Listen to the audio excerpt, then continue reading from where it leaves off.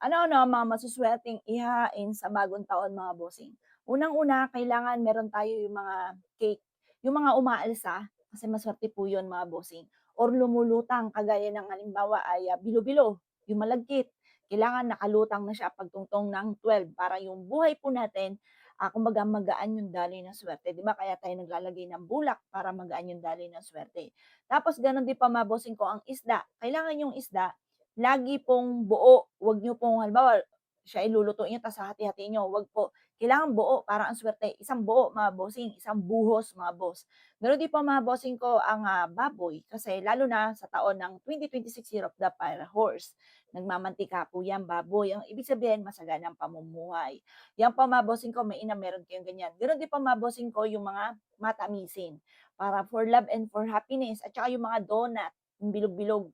Ayan po yung continuous lock mga bossing, mainam meron kayong ganyan. Tapos mainam din po meron kayong spaghetti.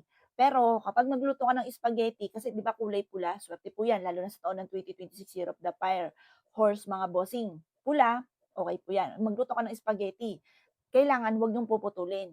Kasi long life din po ang dulot po niyan, tsaka para tuloy-tuloy na agos ng swerte mga bossing ko. Yan yung mga maiinam na meron kang ganyan, lalo na rin po yung mga hipon. Ang hipon para kasi 'di ba nagtatalunan yan para talunan ka ng swerte. Tapos gulay para buong isang taon ka na mas maging masagana ang pamumuhay mga bossing. Tapos mainam din yung may mga Shanghai ka, yung may mga palaman yung loob, maswerte rin po yun. Yan po yung mga ilan na masuswerteng pagkain.